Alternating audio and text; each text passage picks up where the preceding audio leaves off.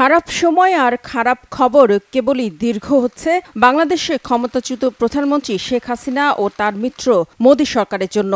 ভারতের জন্য গলার কাটা হয়ে ওঠা শেখ হাসিনার রাজনৈতিক আশ্রয়ের খোঁজে যখন মরিয়া ভারত, তখন শেখ হাসিনাকে স্বৈরাচারী উল্লেখ করে তাকে যুক্তরাজ্যে আশ্রয় দেয়া ঠিক হবে না বলে সাফ জানিয়ে দিলেন বাংলাদেশি বংশোদ্ভূত ব্রিটিশ পার্লামেন্ট সদস্য রূপা হক।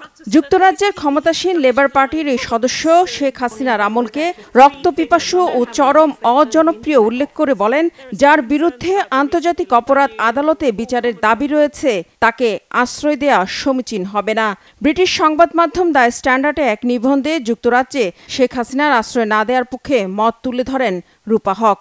তার এই লেখাটি আমার সরকার স্বৈরাচারী শেখ হাসিনাকে যুক্তরাজ্যে আশ্রয় দেবে না শিরোনামে প্রকাশ করেছে দ্য স্ট্যান্ডার্ড। নিবন্ধে রূপা হক বলেন, বাংলাদেশের বেশিরভাগ মানুষ শেখ হাসিনাকে শুধু শাড়ি পরা একজন বৃদ্ধ মহিলাই মনে করেন না, তাকে বর্বর শাসকও মনে করেন তারা, যিনি সারা দেশে জ্বালাও পোড়াওয়ের মধ্য দিয়ে ভারতে নির্বাসিত হয়েছেন। লেখার শুরুতে তিনি ঐতিহ্যবাহী ব্যান্ড দল বিটলসের অমর শিল্পী জর্জ হ্যারিসনের বাংলাদেশ বিষয়ক গানের কথা তুলে ধরেন।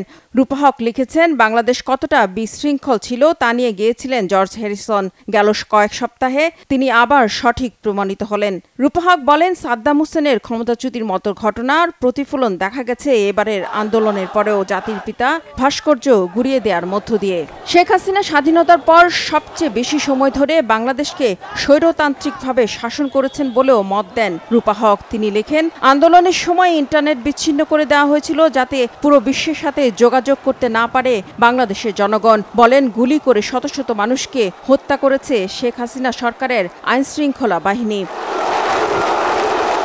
যুক্তরাষ্ট্রে থাকা শেখ হাসিনার পুত্র সজীব ওয়াজেদ জয়ের বিরোধীদেরকে ইসলামিস্ট লেবেল দিয়ে কয়েকটি ভিডিও প্রকাশেরও সমালোচনা করেন রূপা হক।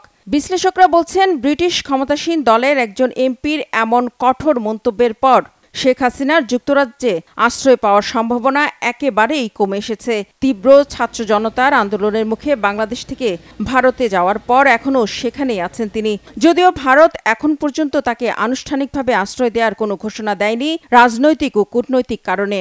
বাংলাদেশের প্রতিবেশী দেশ হিসেবে ভারতের জন্য শেখ হাসিনা এখন বড় মাথা ব্যথার কারণ। এমন অবস্থায় তাহলে কোথায় যাবেন শেখ হাসিনা? সাবেক এই প্রধানমন্ত্রীকে কি আদৌ কোনো দেশ আশ্রয় দেবে? সেটি এখন বড় প্রশ্ন। রিফাত জামান, বাংলাভিশন নিউজ ডেস্ক।